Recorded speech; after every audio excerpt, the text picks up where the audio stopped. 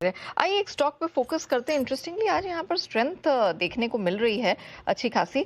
कोल India 2% की यहाँ पर मजबूती बनते हुए दिखाई दे रही है। एक बार जरा सुमित जी राय दें, कोल इंडिया पे क्या करना है? 2% की मजबूती है इस समय। ऑलराइट, मंगला जी जरा इस सवाल का जवाब आप दें। 467 के आसपास है वायदा में, क्या किया जाए?